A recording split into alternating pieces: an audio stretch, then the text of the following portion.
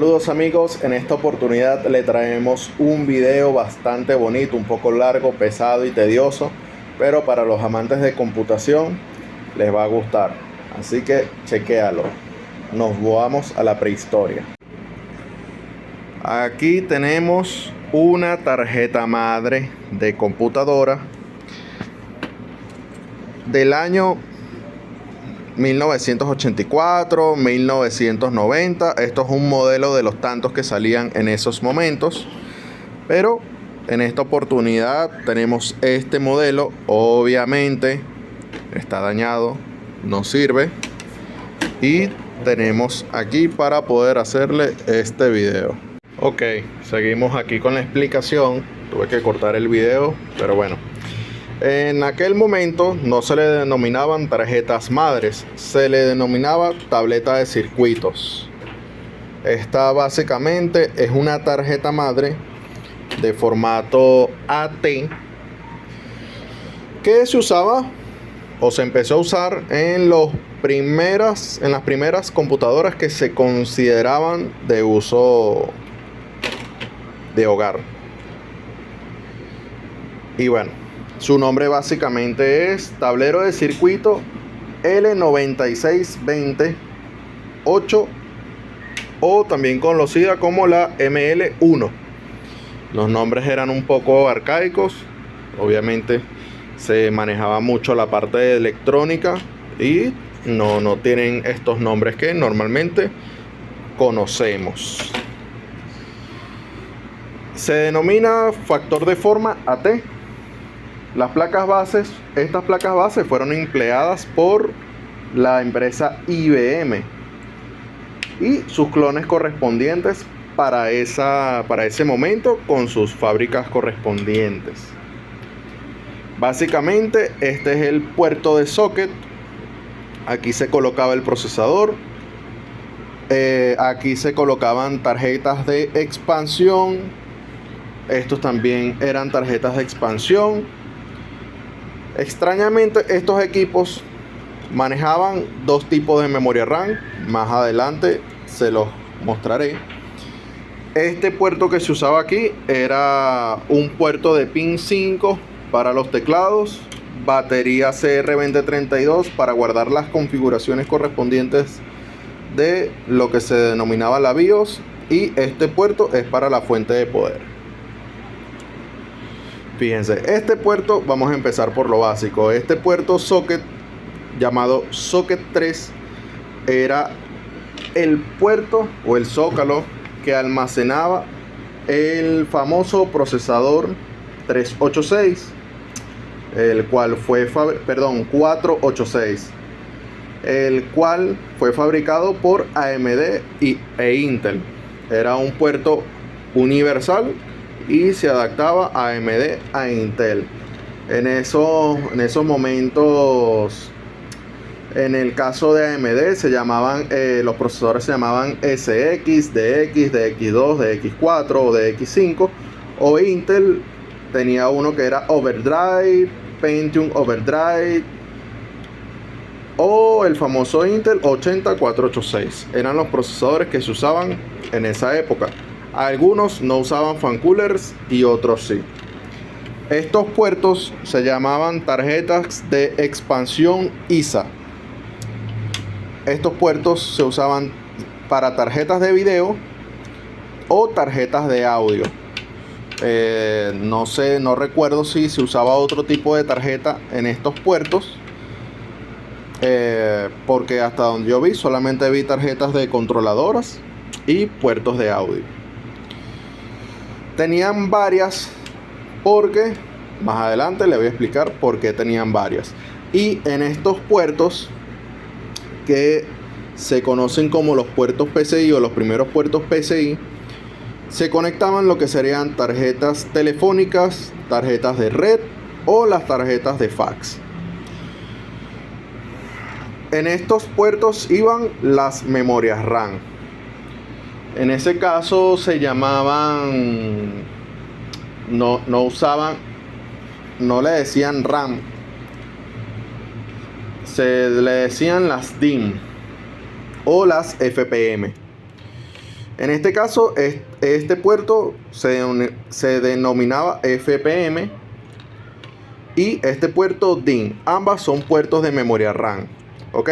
Solamente que en aquella época, cuando estaban empezando el tema de las computadoras, era bastante complejo el tema de la estandarización. Bastante complejo el tema de la estandarización. Por esa razón, existían las mismas tarjetas, pero venían con varios puertos. En algunos casos usaban hasta 3 modelos de memoria RAM y las hacían en ese formato. Era para que la persona o la empresa comprara el equipo y pueda adaptarle la memoria RAM que correspondía en ese momento a su equipo.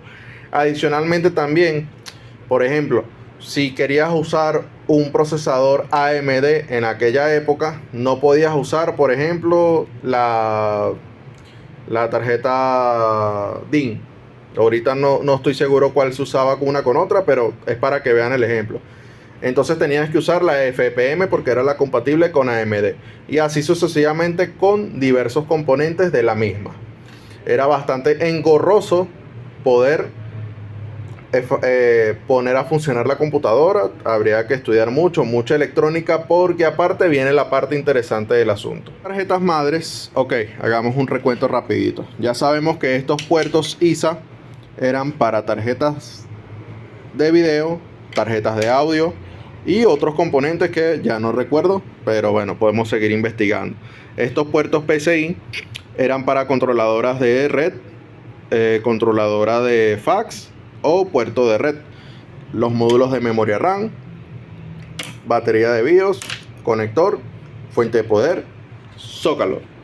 Ok, aquí viene la parte interesante y la parte compleja del asunto.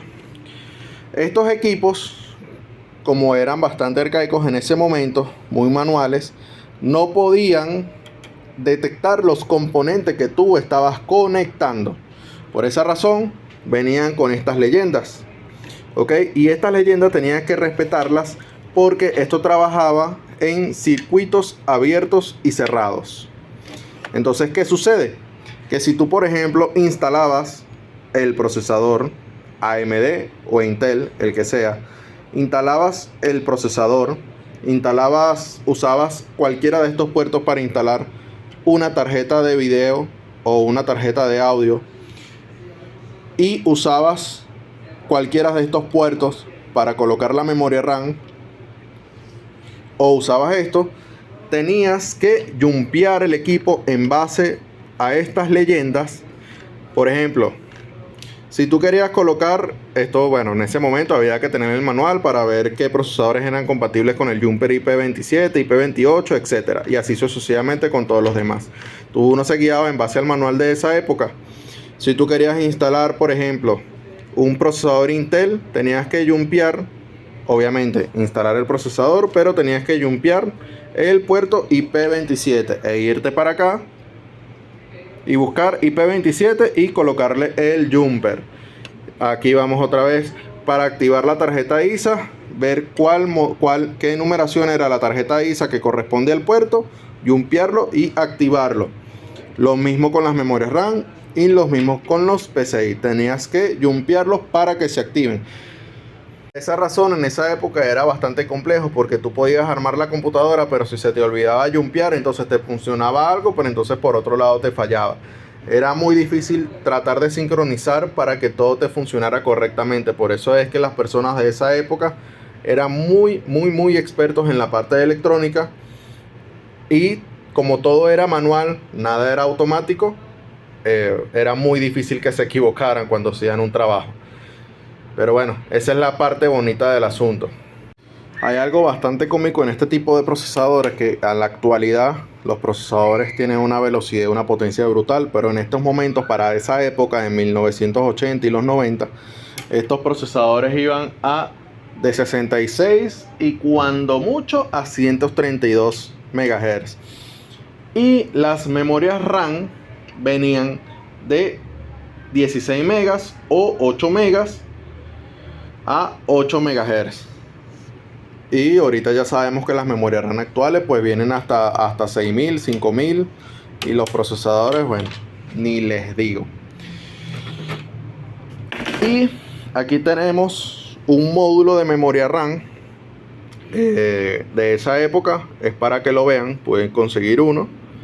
Y aquí tenemos otra tarjeta madre bastante similar, que posteriormente le vamos a hacer otro video, donde tienen los mismos puertos. Esta tiene las memorias RAM puestas, el socket, igual este es socket 3, pero aquí la parte de donde está es que esta tiene los jumpers. Entonces, claro, para que vean, venían con muchos jumpers porque tú agarrabas, tenías que agarrar, desconectar y colocarlo en el jumper que correspondía en base a la configuración que estabas realizando en el equipo. Y normalmente también venían en colores para que las personas se acordaran cómo estaban codificando los equipos. Pero bueno, así es. Esto es la arquitectura y la historia de computación. Espero les haya gustado este video. Sabemos que es un poco largo, engorroso y difícil de procesar. Lo hago para los amantes de computación, donde aprecian este tipo de dispositivos que ya no se usan. Y bueno, si la quieren ver, pueden venir a nuestra tienda. Estamos tratando de hacer una especie de pequeño museo con artículos viejos de computación y está pegado por nuestras paredes. Pueden venir, tomarle fotos y compartir y charlar sobre el tema. Espero les haya gustado este video. Posteriormente vamos a seguir montando más videos sobre estos, mostrando artículos que tenemos disponibles. Y bueno, nada, la idea es que les guste, llevarle un contenido sano, de buena información y de historia para los más jóvenes. Recuerden seguirnos en todas nuestras redes sociales como @alfacomputerbzla. Recuerden que también hacemos soporte técnico especializado en computadores, laptops, celulares, videojuegos, redes, impresoras, televisores, monitores, electrónica en general y mucho más. Así que no tienes excusas para solventar tus inconvenientes tecnológicos. Ya lo sabes. Síguenos. Saludos. Alfa Computer te brinda soluciones. Bendiciones.